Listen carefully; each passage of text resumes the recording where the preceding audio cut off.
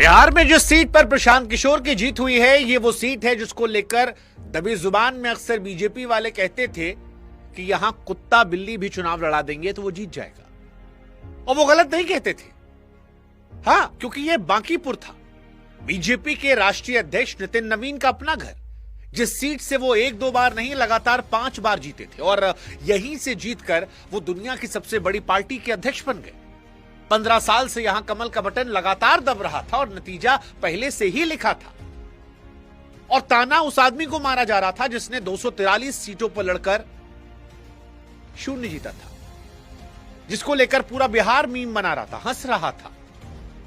और आप में से भी कई लोगों ने प्रशांत किशोर का मजाक उड़ाया होगा, उड़ाया है, सबने उड़ाया भाई। और प्रशांत तब खुलकर कहते थे कि मैं मरा नहीं हूं, अभी जिंदा हूं। अभी मैं मरा नहीं हूं, अभी नहीं मरा हूं, जब मर जाऊंगा तो फिर लिखना अभी मरा नहीं हूं। और अब इस लाइन का मतलब समझ में आ रहा है। आज पटना के गिनती वाले हॉल में राउंड द राउंड वही मजाक भारी पड़ता गया। जैसे पंचायत में आपको याद होगा, याद है आपको, विधायक जी हार गए थे और सामने वाली पार्टी जीत गई थी। आज प्रशांत किशोर के समर्थक भी वैसे ही डांस कर रहे हैं, टक टक टक टक टक टक टक टक टक टक टक टक, और सवेरे से कर रहे हैं और कह रहे हैं कि आज सावन के सोमवार के दिन बाबा का आशीर्वाद मिल गया। पहले राउंड में मिला, दूसरे राउंड में मिला, चौथे में मिला, 10वें में मिला, मिलते मिलता चला गया।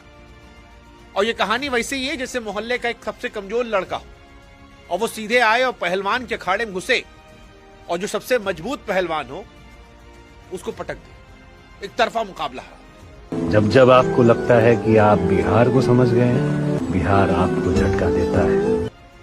आज प्रशांत किशोर वही के हैं, इसलिए आज हम चर्चा इस बात पर नहीं करेंगे पीके जीते कैसे। सवाल यह करेंगे कि बीजेपी के राष्ट्रीय अध्यक्ष अपना घर कैसे हार गए और इस हार के मायने क्या है, प्रशांत किशोर के लिए भी और बीजेपी के लिए भी।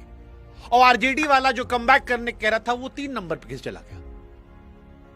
तो क्या आरजेडी पार्टी के तौर पर भी आगे मुश्किल में जाएगी? मॉरल विक्ट्री होती है गुरु कुछ।